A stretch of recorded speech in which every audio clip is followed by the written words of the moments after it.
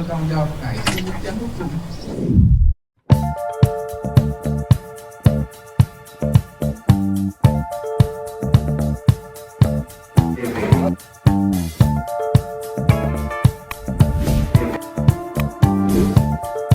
Dengarkan atau mungkin nanti diteruskan pemberitaannya kepada publik terkait sikap saya sebagai pihak yang berperkara itu terhadap pernyataan Ketua Komisi 3 DPR RI atas hasil kesimpulan dari RDPU yang tanggal 10 Juni kemarin kalau nggak salah di DPR.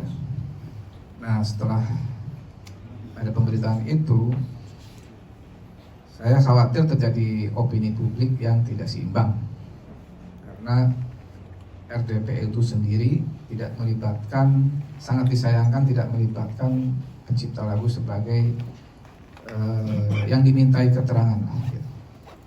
Jadi saya berinisiasi untuk memberikan klarifikasi dan keterangan-keterangan yang diperlukan, yang perlu diketahui oleh masyarakat terkait hal-hal yang terjadi yang perlu dijadikan catatan dan terkait juga dengan tanggapan dari sikap dan pernyataan Komisi 3 itu.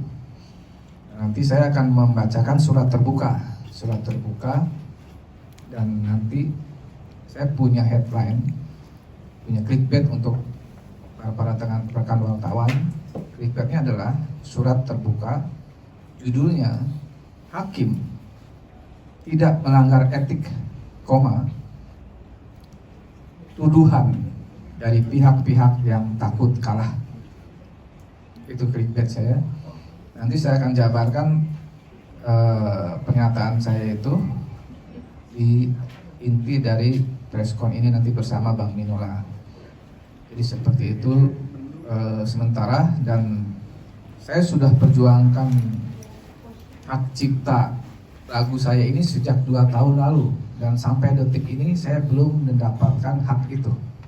Itu yang perlu digarisbawahi, bahwa sejatinya yang korban sesungguhnya yang tidak mendapatkan haknya adalah pencipta lagu, yaitu pencipta lagu bilang saja itu ya itu saya sendiri. Jadi ini adalah proses pembuktian hukum, bukan hanya mengejar uang 1,5 miliar itu.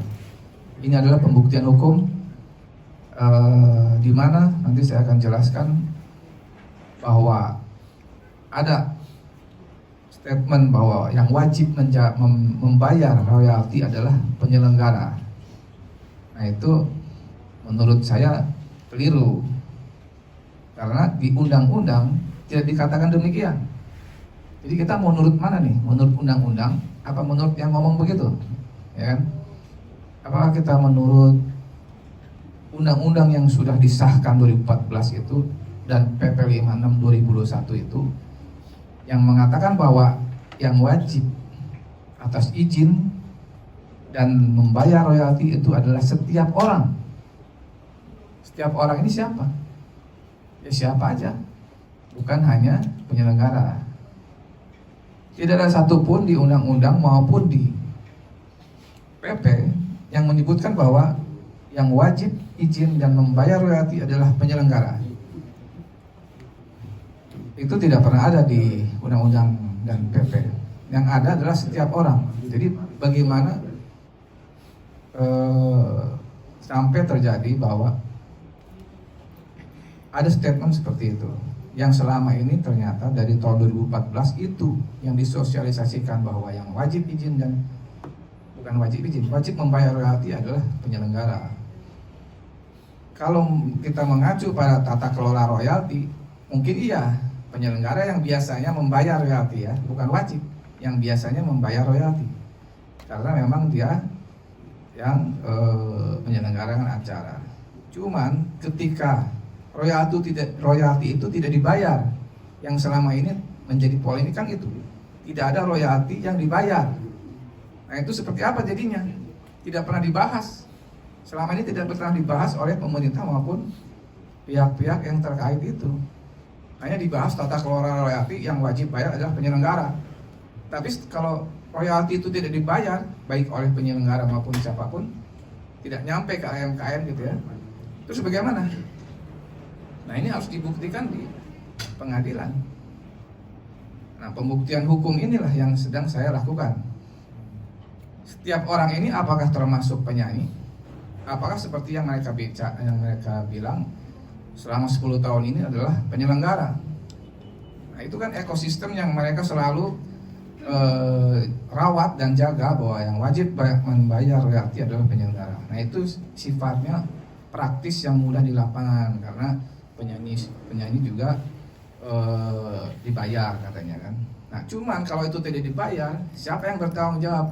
Di undang-undang dan di PPI mana mengatakan setiap orang harus bertanggung jawab. Setiap orang itu siapa? Yang menggunakan lagu itu secara komersil. Yang menggunakan siapa? Yang menyanyikan menggunakan nggak? Menggunakan kan? Penyelenggara menggunakan, bisa jadi juga menggunakan, karena balik lagi ke pembuktian hukum di persidangan itu. Jadi variabelnya banyak nih. Yang menentuin songlist siapa?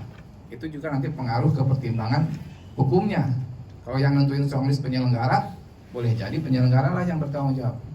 Kalau yang menentukan songlistnya si performernya, bisa jadi performernya lah yang bertanggung jawab. Terus adakah kontrak antara mereka untuk bertanggung jawab izin dan royalti itu? Pada siapa ininya? Tanggung jawabnya di kontrak itu. Nah itu kan pembuktian hukum. Jadi variabelnya banyak, tidak bisa kita fokuskan saja atau khususkan saja bahwa yang wajib membayar adalah penyelenggara. Nah itu selama ini sudah dibuktikan selama 10 tahun tidak membawa keadilan untuk pencipta lagu. Makanya kita bersuara keras melalui aksi yang berdiri tahun 2023 itu, bahwa di sini ada kesalahan dalam mengimplementasikan undang-undang. Gitu. Jadi ketika pelanggaran hak cipta itu terjadi karena tidak ada izin plus tidak ada pembayaran royalti, itu mutlak pelanggaran hak cipta menurut undang-undang. Nah masalahnya siapa yang bertanggung jawab? Nah itu pembuktian hukum adanya di pengadilan. Nggak bisa menentukan oh itu salah penyelenggara, oh itu salah penyanyi, nggak bisa. Setelah pembuktian di pengadilan bisa saja itu salah penyelenggara, bisa saja itu salah penyanyi. Nah pada kasus saya ini perkara sudah diuji semua buktinya, sudah diuji semua dalil-dalil dari penggugat dan tergugat, sudah juga dihadirkan saksi-saksi ahli, saksi-saksi fakta dan keterangan dari ahli, keterangan dari saksi ahli dari kedua belah pihak juga. Nah dari situ dipertimbangkan oleh hakim bahwa putusannya seperti kemarin itu. Nah terus karena keputusannya yang dianggap merugikan atau dianggap keberatan bagi pihak yang kalah, jangan jadi menuduh hakim yang melanggar kode etik dong, ya kan?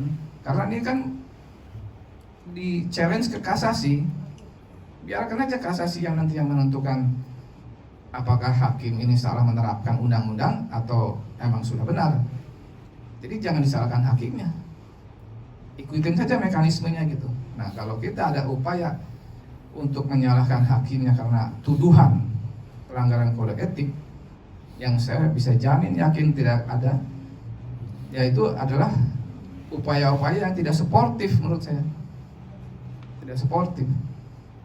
Jadi saya sih berharap kita bisa menjaga independensi pengadilan dari intervensi dari manapun. Ya